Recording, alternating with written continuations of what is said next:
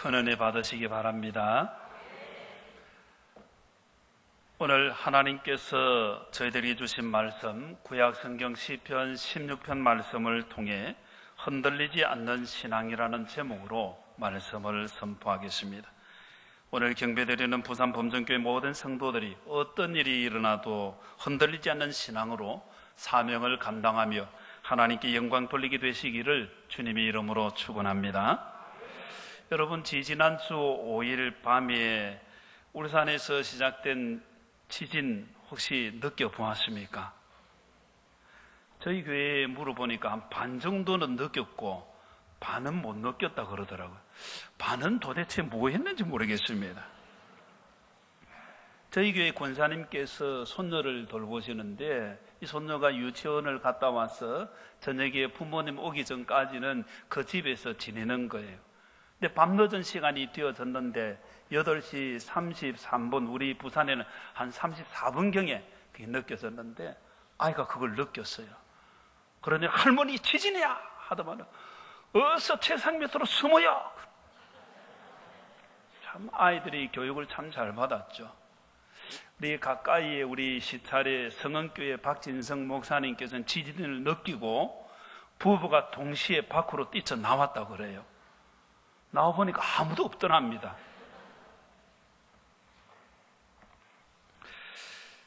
여러분들은 어떻게 대처를 하셨는지 모르겠습니다. 이번에 일어난 지진이 국내에 발생되어진 것 5번째 큰 규모였고 5.0이었죠. 울산 지역, 부산 그리고 전국적으로 이걸 다 느꼈다고 합니다. 지진이 일어났을 때는 신문 방송에 난리가 났습니다. 그리고 사흘째 되던 날부터는 언제 지진이 일어났었느냐, 평상시로 다 너무 조용하게, 참 우리나라 사람들을 보면 팍 끌어오르기도 하고 또 금방 식는 그런 모습, 한편으로는 또 좋을 때도 있는 것 같아요. 안 좋을 때도 있지만 이번 지진을 느끼면서 저는 몇 가지 생각을 했습니다. 첫째는 우리나라도 더 이상 안전지대가 아니다 하는 것을 느끼면서 제 마음속에 우리나라도 이 주님께서 말씀하신 대로 마태복음 24장에 보면 예수님께서 세상 끝날의 종말의 징조에 대해서 말씀하실 때에 자칭 그리스도 메시아라는 사람이 많아질 것이고, 그리고 난리와 난리의 소문, 민족과 민족이 나라가 서로 대적하는 것, 그리고 곳곳에 기근과 지진의 소식이 있을 것이다. 그 말씀이 먼저 생각이 났습니다. 저는 우리 예수님께서 심판의 주로 다시 오실 때가 가까이 오고 있다고 생각을 합니다. 우리 옆 사람에게 주님께서 다시 오실 줄 믿습니다. 한 번 더 합니다. 아멘. 주 예수여 어서 오시옵소서. 그리고 또 더 하나 생각한 것이 앞으로 지진이 더 빈번하게 일어나게 될 터인데 우리나라의 내진 설계 문제가 대두가 되어졌죠. 그래서 울산, 부산 기장뿐만 아니라 경주, 월성, 고리, 원자력 이런 부분에서 내진 설계가 어떻게 되어졌느냐. 요즘 건물을 지어도 주택이 이렇게 짓는 데는 없잖아요. 부산에 건축붐이 일어나가지고 가는 곳곳마다 대형 아파트 단지가 형성이 되어지는데 보통 수십 층을 짓지 않습니까? 내진 설계를 어느 정도 해야 되는데 일본 같은 데는 전체 건물의 내진 설계, 우리나라는 부분만 되면 건축을 허가한다 합니다. 그래서 최근에 뉴스를 보면서 염려되어졌던 것이 엘리베이터 부분은 내진 설계에서 빠져 있고 건축물의 외벽의 부분에 내진 설계에 빠져 있는 거예요. 엘리베이터가 작동이 안 되고 그게 문제가 될 수도 있고, 그리고 외벽에 붙어 있는 벽돌이나 타일들이 떨어질 때 어떻게 할 것이냐. 이 내진 설계의 부분이 좀 문제가 되어졌죠. 저는 그것을 생각하면서 우리 신앙의 내진 설계, 신앙적으로 내진 설계는 어떻게 되어 있는가 생각을 해보았습니다. 우리가 세상을 살아가면서 우리의 삶에 흔들리는 일들이 얼마나 많이 일어나고 있습니다. 흔들리는 일들이 많을 때에 신앙적으로 내진 설계가 잘 되어 있으면 그 흔들리는 문제를 넉넉히 이길 수 있습니다. 그러나 신앙적으로 내진 설계가 되어 있지 않으면 흔들릴 때마다 흔들리고 문제를 당하게 되는 것이죠. 주님께서 이 시대에 다시 오실 것을 믿습니다. 다시 오실 주님을 바라보고 우리는 세상에서 흔들리지 않는 신앙을 좀 가져야 되겠다. 저는 이번 지진을 보내면서 그런 생각을 했습니다. 주님은 다시 오시는데 세상은 흔들리고 이 흔들리지 않는 신앙이 나에게는 있는가? 그래서 말씀을 쭉 읽게 되어졌고 그 가운데 읽었던 말씀이 오늘 우리가 읽은 시편 16편의 말씀입니다. 우리가 읽은 본문 말씀, 믿음의 사람 다윗이 지은 시죠. 다윗은 자신의 삶이 위기 가운데 어떤 삶의 상황이 주어진다고 할지라도 나는 흔들리지 아니하리로다. 8절 하반절에 보면 내가 흔들리지 아니하리로다. 내가 흔들리지 아니하리로다. 그렇게 고백을 하고 있습니다. 다윗이 구체적으로 어떤 위기 상황을 만났는지 오늘 시편 16편에서는 말하고 있지 않지만은 1절 말씀을 보면 하나님이여 나를 지켜주소서 내가 주께 피하나이다 이렇게 고백하고 있습니다. 주님께 피해야 될 상황이고 또 하나님의 보호를 받아야 할 상황입니다. 그것이 어느 정도 피하고 보호를 받아야 할 상황인가? 10절 말씀을 보면 10절 중간에 내 영혼을 수월에 버리지 아니하시며 주의 거룩한 자를 멸망시키지 않으실 것임이니라. 이 소월이라는 말은 죽은 사람들이 가는 장소를 말합니다. 그래서 번역을 할 때 무덤으로 번역할 때도 있고 음부, 지옥으로 불신자들이 죽으면 지옥이라는 그런 개념으로 서울을 사용하죠. 여기서는 다윗이 서울, 내가 죽음의 상황에 처했다. 그것을 말하죠. 비의 멸망이라는 것도 그런 것을 보여줍니다. 죽음을 당하는 위기 상황, 죽음을 당하는 이 위기 상황 그 가운데도 다윗은 나는 흔들리지 않습니다. 그렇게 고백을 하고 있는 것입니다. 다윗이 어떤 상황에서 죽음을 당하는 그런 위기가 주어졌는지 다윗의 시편에 거의 나타나 있습니다. 시편이 모두 150편이죠. 그 가운데 다윗이 지은 시편이 굉장히 많습니다. 약 73편, 어떤 학자들은 그것보다 더 많이 봅니다. 그래서 반 가까이 다윗이 지은 시편인데 거기에 보면 다윗이 죽음의 위기를 당하는 순간들이 몇 가지 기록이 되어 있습니다.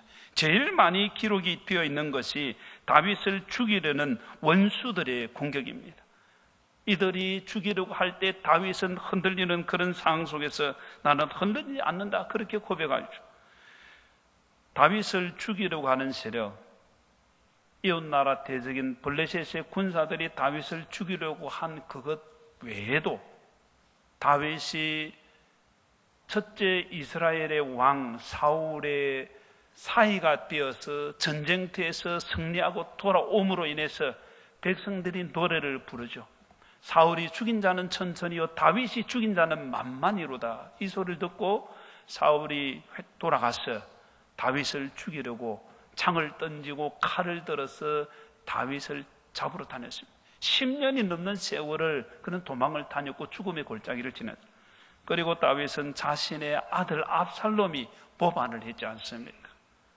아버지를 죽이려고 칼을 뽑아들고 다윗은 예루살렘을 버리고 도망을 가며 죽음의 골짜기를 지나게 되어진 것입니다. 그런 가운데도 다윗은 흔들리지 않는 신앙을 가졌던 것입니다.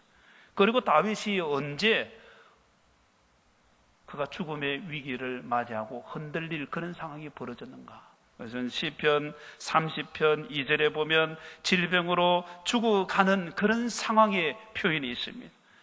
30편 2절에 보면 여호와 내 하나님이여 내가 주께 부르짖으며 나를 고치셨나이다. 나를 고치셨다고 하는데 3절에 보면 그 고침이 내 영혼을 서올에서 끌어내어 나를 살리사 무덤으로 내려가지 아니하게 하셨나이다. 죽음으로 몰아가는 그 질병 속에서 하나님께서 건져주신 것을 찬양하는 부분이죠. 시편 38편에 보면 그의 고백들이 있습니다. 내가 아프고 심히 구부러졌으며 종일토록 슬픔 중에 다니나이다. 내 허리에 열기가 가득하고 내 살에 성한 곳이 없나이다. 내가 피곤하고 심히 상하였으며 마음이 불안하니 신음하나이다. 내 상처가 썩어 악취가 나오니 내가 우매한 까닭이로소. 상처가 썩어서 악취가 나오고 죽어가는 그런 상황이었습니다. 그럼에도 불구하고 그는 흔들리지 않고 하나님의 보호, 하나님의 은혜를 얻은 것입니다. 우리의 인생도 돌아보면 누가 공격하고 또 병이 들면 흔들리는 경우가 또 있지 않습니까? 그래도 흔들리지 않는 신앙 가지는 것, 그게 주님께서 원하시는 것이죠. 다윗의 삶의 또 다른 흔들림의 문제는 인간관계로 되어진 문제였습니다. 믿었던 사람들의 배신으로 인한 위기 상황이었죠. 시편 41편에 보면 내가 신뢰하여 내 떡을 나눠 먹던 나의 가까운 친구도 나를 대적하여 그의 발꿈치를 들었나이다. 떡을 같이 먹던, 같이 밥 먹고 지냈던 그 친구가 발꿈치를 들었다는 것은 짐승이 상대방을 공격하기 위해 뒷발꿈치를 드는 것을 말합니다. 상징적인 의미로 이것은 배신 행위를 말하는 것이죠. 공격하고 죽이려고 칼을 뽑아든 그 사람들이 자기와 함께 지냈던 친구라는 것이 얼마나 충격이 되겠습니까? 그래서 다윗은 이 위기 상황을 당했습니다. 62편에 보면 다윗은 그 친구들이 거짓을 절개하고 입으로는 축복, 속으로는 저주를 가지고 자기에게 왔었나라고 그렇게 말합니다. 그래도 자신은 흔들리지 아니했다고 말을 하고 있죠. 여러분의 삶에 흔들리는 경우는 없었습니까? 여러분의 삶에 흔들리는 문제는 무엇입니까? 아마 그런 경우들이 많이 있을 것입니다. 이런 다윗의 경우 외에도 성경에 보면 재물로 인해서 신앙이 흔들리는 그런 경우도 있습니다. 최근에 가나안 성도에 대한 여러 가지 조사를 하며, 가나안 성도 아시죠? 가나안 성도는 가나안, 거꾸로 안 나가, 교회 안 나가는 사람이 가나안 성도예요. 왜 안 나가는지 조사를 했더니 세 번째 이유가 물질의 시험을 받아서 난 안 나간다. 마태복음 19장에 보면 한 청년이 예수님께 나와서 내가 무슨 선한 일을 해야 영생을 얻겠습니까? 질문을 합니다. 그때 예수님께서는 계명에 대해 말씀하시죠. 간음하지 말라, 도둑질하지 말라, 거짓 증언하지 마라, 내 부모를 공경하라, 내 이웃을 내 자신같이 사랑하라. 이 청년이 그것을 듣더니 내가 이것은 다 지켰습니다. 내가 무엇을 더 해야 되겠습니까? 중심을 아시고 삶을 아시는 예수님께서 이 청년에게 말을 합니다. 너가 가지고 있는 재물, 그 소유를 팔아서 가난한 자들에게 주고 그리고 나를 따라오너라. 이 성경에 보면 마태복음 19장 22절에 보면 그 청년이 재물이 많음으로 이 말씀을 듣고 근심하며 가니라. 재물 때문에 결국은 신앙이 흔들리고 주님을 따르지 못했다는 것을 말하고 있죠. 물질이 많아도 흔들릴 수 있고 물질이 없는 사람은 없는 가운데도 재물 때문에 시험 둬서 흔들리는 경우도 있는 것입니다. 또 다른 경우는 시기와 질투와 자존심 때문에 신앙이 흔들리는 경우가 있다는 것입니다. 우리 인생을 볼 때에 시기와 질투, 자존심, 이게 상처를 주고 문제를 만들고 참 신앙을 흔드는 경우가 종종 일어나고 있습니다. 마가복음 10장에 보면 세베대의 두 아들 야고보와 요한이 예수님께 요청합니다. 예수님, 영광 중에 앉으실 때에 우리 형제를 한쪽은 오른쪽 한쪽은 왼쪽에 앉게 해주십시오. 우리 조선시대로 말하면 왕 옆에 또 좌의정, 우의정, 영의정 뭐 이런 중요한 그런 자리를 앉게 해달라는 것입니다. 이 소리를 들었던 다른 제자들이 요한에 대해 성경에 보면 마가복음 10장 41절에 보면 화를 내었다 그렇게 말해요. 왜 화를 냅니까? 자신의 마음속에 나도 그 높은 자리, 좋은 자리 앉고 싶은데 하는 그런 마음, 질투와 시기 때문에 예수님의 교훈을 듣고 제자들이 변화되어지고 성령 충만해서 그들은 자리 다툼하지 않고 예수님을 위해, 복음을 위해 생명을 바치는 자가 되어졌죠. 미국의 예일 대학의 심리학 교수 살로비 박사는 미국에서 일어나는 범죄의 20%가 질투 때문에 생긴다고 그렇게 통계를 내었습니다. 또 자존심 때문에 많은 문제가 일어나고, 최근에 우리나라에서 뭐 보복, 운전, 뭐 층간 소음, 어줍지 않은 일로 살인 사건으로 바뀌는 그런 경우가 일어나는 것을 보면 자존심입니다. 더불어 살아가는 이웃과의 관계 속에서 나를 이렇게 취급하나 하는 자존심의 상처를 받을 때, 저희 교회 문현제일교회는 우리 원로 선교사님이신 김석영 선교사님을 계속해서 후원하고 있는데, 김석영 선교사님 한 번씩 오시면서 하시는 말씀 가운데 하나가 베트남 사람 자존심이 너무 세다는 거예요. 그래서 자기 운전하는 기사에게 내일 어디 가니까 일찍 나오라고 부탁을 해놓으면 다음날 안 나오는 경우가 있다고 그래요. 왜 안 나오는가 보면 그 전날 선교사님은 막 그냥 지나가는 말로 한마디 했는데 그게 자기 마음에 상처가 돼가지고 안 나와버리는 거예요. 정말 우리나라에도 점점 이런 게 많아지지 않습니까? 자존심 때문에. 부부 싸움을 할 때에 깊이 들어가면 뭐 다른 이유 많이 있지만은 자존심을 건드린 그것 때문에 문제가 일어나는 거예요. 성도들도 그런 경우가 있습니다.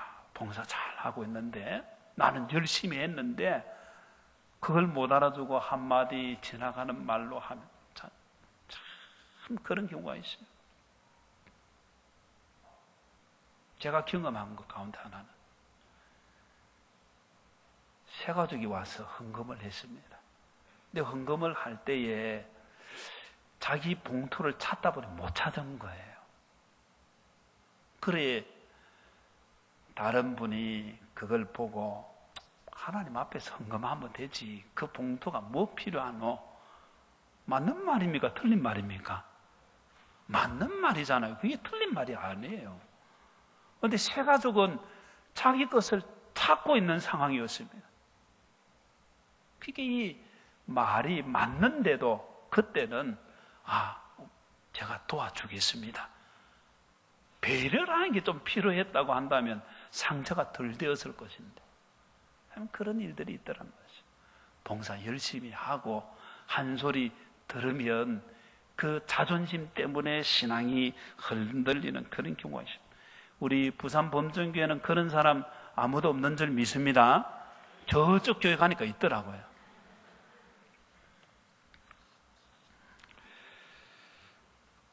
오늘 우리가 흔들리지 않는 신앙이 되는 것은 흔드는 요소가 없기 때문에 흔들리지 않는 신앙이 아니라 우리를 흔드는 요소들이 많습니다. 다윗은 자신의 삶에 죽음의 위기가 몰아쳐 왔고 친구의 배신으로, 아들의 그 배신으로, 장인의 칼로, 여러분 그런 삶 산다면 여러분 살고 싶겠습니까?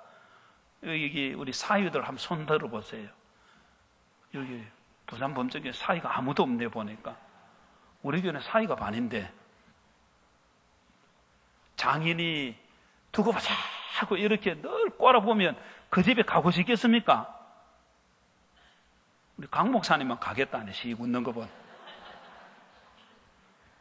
가기 싫을 거예요. 근데 칼을 들어서 얼마나 마음이 괴롭겠습니까? 그런데도 다윗은 흔들리지 않는다. 우리를 흔드는 요소가 있을 때에 주님께서 우리에게 원하시는 것, 그것은 흔들리지 않는 신앙 가지라고. 하나님께서, 주님께서 흔들리지 않는 신앙 우리에게 보시기를 원하시는 줄 믿습니다. 오늘 다윗이 흔들리지 않는 신앙 고백한 것, 어떻게 그는 흔들리지 않는 신앙을 가질 수 있었을까? 우리 8절 말씀, 제가 PPT를 준비를 했기 때문에 그냥 첫 번째, 흔들리지 않는 신앙이 되려면 상황을 보지 않고 하나님을 바라보아야 한다는 것입니다. 한번 같이 하겠습니다. 상황을 보지 않고 하나님을 바라보아야 합니다. 상황을 보지 않고 하나님을 바라보는 것, 이게 참 중요한 것입니다. 우리 8절 말씀을 보면 내가 여호와를 항상 내 앞에 모심이여, 그렇게 말합니다. 어디 모신다 했습니까? 내 앞에 모신, 하나님을 내 앞에 모신다는 이 말은 내가 하나님 앞에 있다는 것이고 늘 하나님을 바라보며 산다는 것입니다. 하나님을 인정하고 인식하고 하나님 중심의 삶을 살기 때문에, 하나님을 바라보기 때문에 흔들리지 않았노라, 그렇게 고백하는 거죠. 2절 말씀에 보면 내가 여호와께 아뢰되 주는 나의 주님이오시니 주 밖에 나의 복이 없다, 그렇게 고백하죠. 4절 말씀에 보면 다윗은 다른 신에게 예물을 드린 자는 괴로움이 더할 것이나 나는 그들이 드리는 피의 전제를 드리지 아니하며 내 입술로 그 이름도 부르지 아니하리로다. 이 말씀의 배경은 그 당시 있었던 혼합종교를 말합니다. 혼합종교는 하나님도 섬기고 다른 신도 섬기고 그런 것이죠. 그렇게 이것저것 섬기다가 하나님 안 도와주시면 다른 거 도와주시겠지. 이게 혼합종교죠. 그래서 다른 신의 이름도 부르고 하는 거예요. 피의 전제라는 것은, 전제는 하나님 앞에 제단을 쌓고 제물을 드릴 때에 포도주를 부어서 드리는 거예요. 포도주를 부어 드리는 의미는 온전하게 드린다는, 그런, 하나님께 온전히 나를 드립니다, 그런 의미인데, 이방 종교를 믿는 사람들은 피의 전제를 드립니다. 그것은 짐승의 피를 마시기도 하고 몸에 바르기도 하면서 자신들의 신들 앞에서 춤을 추는 거예요. 그 광경을 한번 생각해 보십시오.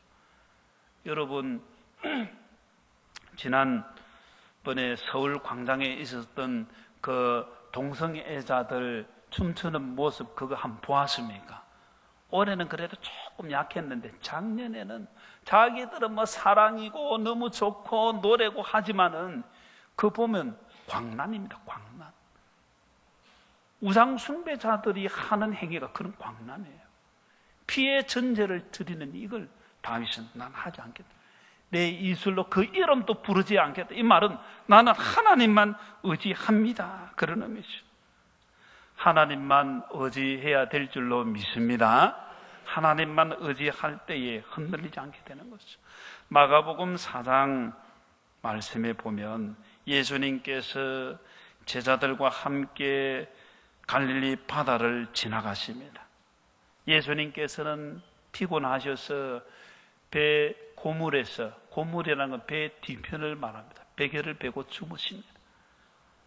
예수님께서 얼마나 피곤하시길래 새벽에 일어나서 기도하시죠. 아침부터 사람들을 가르치시죠. 저녁 늦게까지 찾아오는 사람들 다 고치시죠. 예수님께서 얼마나 피곤하셨으면 그 흔들리는 배 속에서 잠을 주무셨겠습니다. 그런데 갑자기 갈릴리 바다에서 큰 광풍이라, 지금 또 갈릴리 바다는 갑작스럽게 광풍이 일어나는 그런 곳이라고 하죠. 바람이 불고 파도가 치면서 배가 흔들리고 바닷물이 배 안으로 밀려 들어오게 되니까 제자들이 죽음의 공포를 느끼게 되어진 것이죠. 그리고는 예수님을 깨우게 됩니다. 예수님께서 주무시다가 일어나셔서 제자들에게 제일 처음 하신 말씀이 이것입니다. 어찌하여 이렇게 무서워하느냐. 이 40절 한번 읽겠습니다. 시작.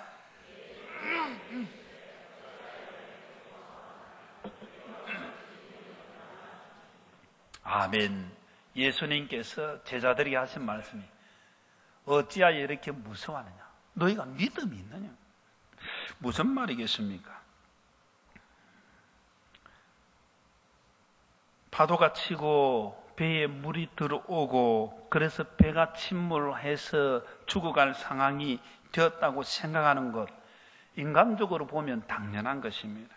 그런데 주님께서는 믿음이 없다고 책망을 하십니다. 무엇을 말하는 것이겠습니까?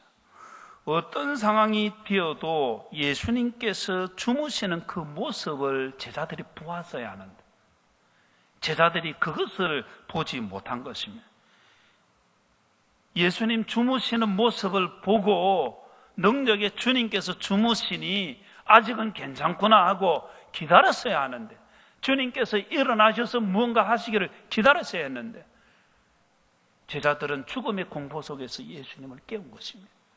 그래서 믿음이 없느냐 주님 책망을 하신 거죠. 여러분 같으면 어떻게 하시겠습니까? 주님을 바라보는 그것이냐 죽음의 상황 바라보고 있느냐 그게 차이점입니다. 똑같은 자리입니다. 주님 우리 눈에 보이지 않아도 우리와 함께 하시는 줄 믿습니다. 그래서 우리는 그런 믿음을 가져야 돼요. 오늘 우리가 읽었던 성경 마가복음 4장 40절 말씀에 보면 예수님께서 책망을 하시죠. 그리고 마가복음 4장 38절 말씀에 보면 이 제자들이 예수님을 뭐라고 부르는가 하면 선생님이요 그렇게 부릅니다. 예수님을 따라다니면서 예수님을 나의 주 나의 하나님이 고백하는 것하고 선생님이라고 고백하는 것 참 다릅니다. 선생님이라고 부르니까 주님의 그 함께 하시는 그 은혜를 온전히 누리지 못한 거죠. 오늘 경배 자리에 나온 성도 여러분, 여러분의 각자가 제자들의 그 호들갑 떠는 물론 당연히 있을 수 있는 일이지만은 그 모습을 보면서 나는 무엇을 보아야 할 것인가? 나는 주님을 보고 있는가? 우리 인생길 항해길이라고 말하기도 하죠. 인생이라는 배를 타고 이 세상이라는 바다를 항해할 때에 우리의 삶에도 갑자기 광풍이 몰아치고 우리의 이 인생이라는 배에 물이 들어와서 흔들리고 넘어지는 그런 상황이 올 수도 있습니다. 그럴 때에 우리는 무엇을 해야 되냐?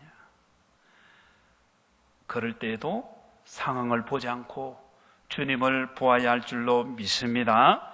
원하기는 우리 부산본청교회 모든 성도들이 상황을 보지 않고 주님을 바라봄으로 흔들리지 않는 신앙 세워가게 되시기를 주님의 이름으로 축원합니다.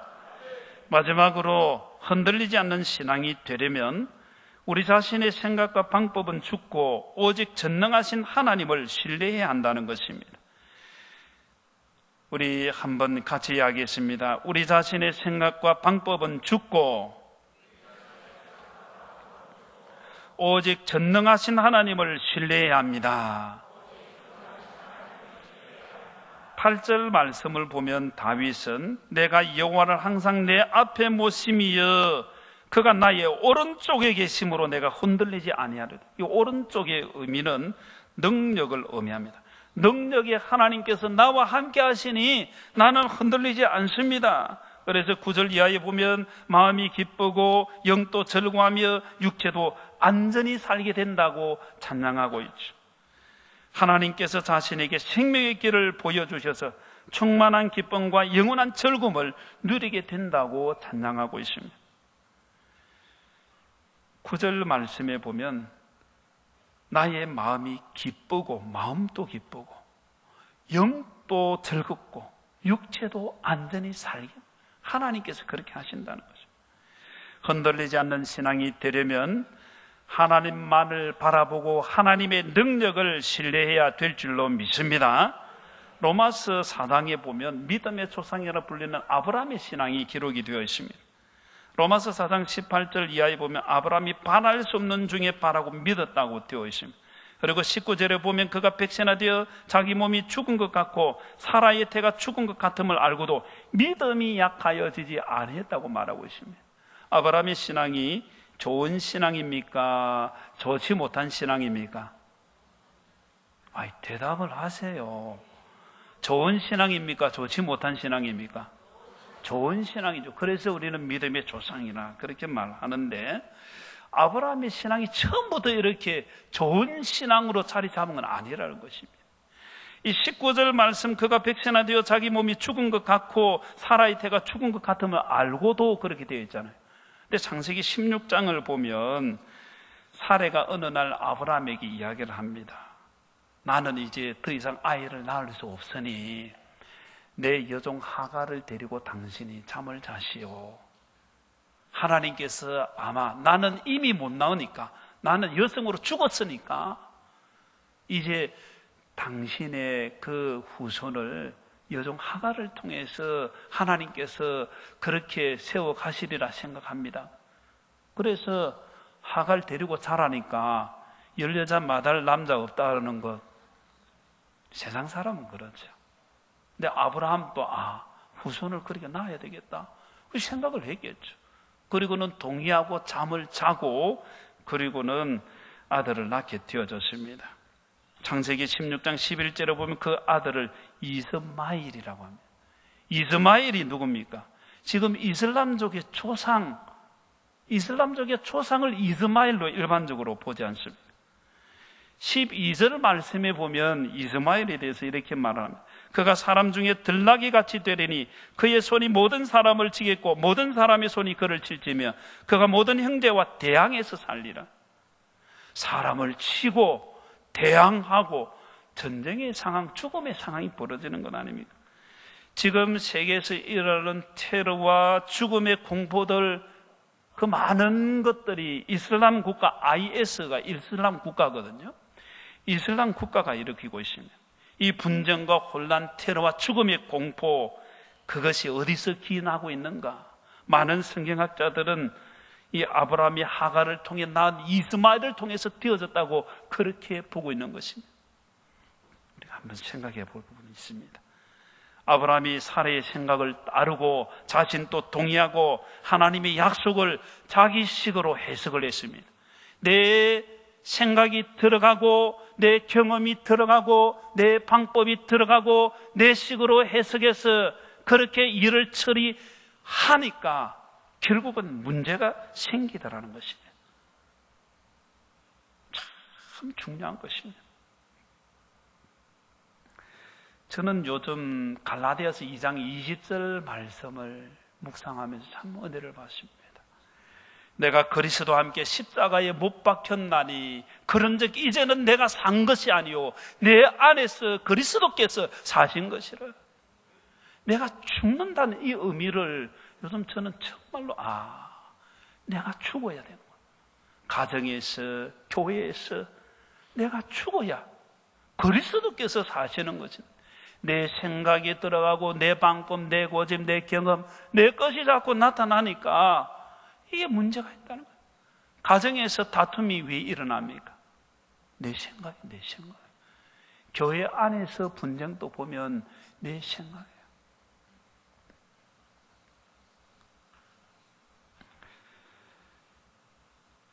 저는 이 말씀을 묵상하면서 이것이구나. 저는 요즘 목회를 새롭게 생각하고 있습니다. 내가 죽고 그리스도께서 사시는 목회. 그래야 성도들도 그런 삶을 따라갈 것이 아니에요. 아브라함으로 돌아가서 우리가 그 말씀을 보면 아브라함이 100세가 되어서 자기 몸이 죽은 것 같고 죽었다는 말이에요. 사라의 태가 죽은 것 같음을 알고도 안 죽었다는 말이에요. 아브라함도 남성으로 죽고 사라도 여성으로 죽고 나니까 하나님의 역사가 시작되어서 기적같이 그 후손 이삭을, 약속의 자손을 얻게 되어진 거죠. 내가 살아서 내가 만든 것은 문제가 되어지고, 내가 죽어서 하나님께서 만드신 것은 하나님의 약속이고 은혜와 복이 되더라는 거죠. 내 방법, 내 생각, 내 고집이 나오면 내 뜻이 익은 것 같고 승리하고 잘 되는 것 같지만은 지나고 보면 이게 상처가 되고 문제가 되더라는 거죠. 우리는 죽고 주님께서 사셔야 할 줄로 믿습니다. 저나 여러분들이나 우리 부산범죄교회 성도들 모두도 다 내가 그리스도와 함께 십자가에 못 박혔나네. 내가 죽어야 주님을 바라보는 거예요. 다윗은 주님을 바라보고 주님의 능력을 신뢰했기 때문에 흔들리지 않는 신앙을 가졌습니다. 거룩한 주일 은혜 보좌에 나와 경배드리는 모든 성도들이 주님만 바라보고 주님의 능력을 의지함으로 흔들리지 않는 신앙 세워가게 되시기를 주님의 이름으로 축원합니다.